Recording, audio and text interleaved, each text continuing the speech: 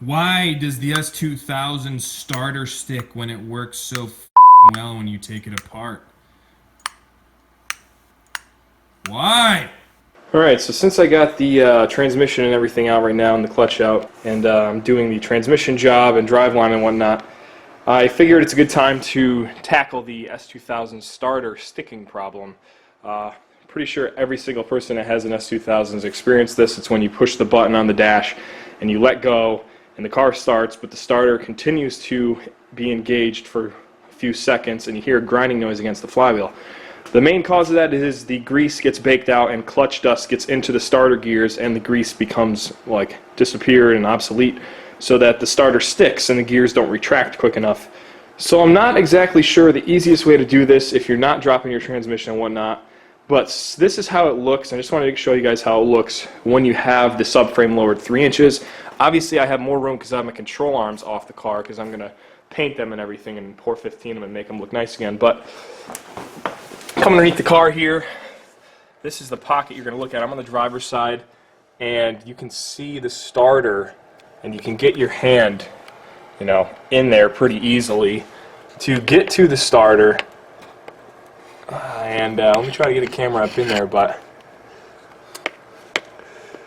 so there's a boot you have to pull off, which is like a 12mm nut which holds the power cable to it, and the nut on the bottom, it's hard to see here, it's that red nut in the corner right there. That gets removed with the super long extension that you brought in from removing the top starter bolt in the DIYGUYS video. But it's definitely not going to be easy, but I have a lot more room to access it now. Of course, underneath the car, I don't have the transmission in, so I should be able to have the most, the best chance I can get to remove this the easiest with all the stuff out of the car. Alright, so since the transmission's out of the car, I decided to, take the starter apart because I have the infamous S2000 cold starter grind. This side looked really well of the starter. There wasn't too much wear on the brushes and whatnot on the motor side. Once you pop, these 4 bolts loose, 8mm hex on them, this comes apart rather easily, and you can see the, all the components in there. That's the electrical side of the motor. And then everything on the opposite side of this is the mechanical side, which is the actuating system and whatnot. This is the pivot arm that the solenoid over here actuates back and forth. Of course, you got your planetary gears there, and I just cleaned out the housing. And when you take the shaft out, this is pretty much what it looks like. First, I didn't really know how to take it out, but this seat right here sits in this groove. You just got to kind of twist it back and forth until it breaks free and comes out.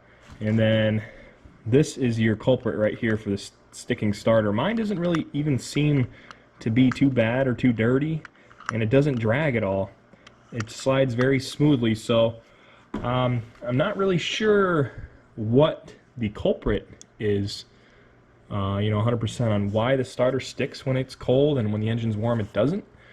But the only thing I can think of is the solenoid, has a spring and it's naturally open, and when this gets power it pulls closed, which actuates the lever, which therefore pushes this out to engage with your flywheel.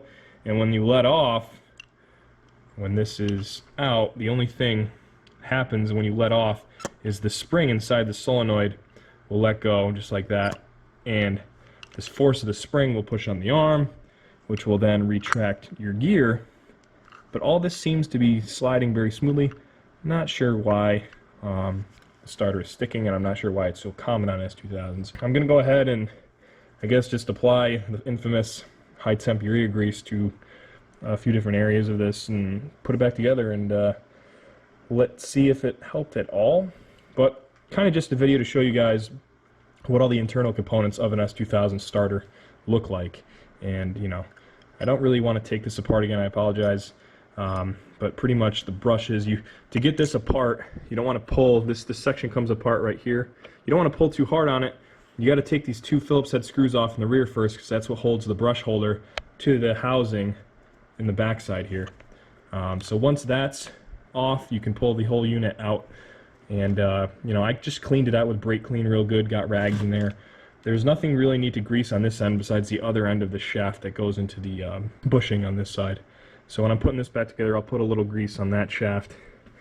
And I'm just going to get this cleaned up and, you know, grease these splines in there, like I said. But very easy to work on. I'm surprised. I know the, you know, K-series starters don't have this extra solenoid, which avoids this arm and whatnot, but I watched a video on those and they seem a little more complicated to work on. So this is actually rather simple, but I'm not sure really if this is going to help at all, and if the starter is still going to stick, so be it, I guess.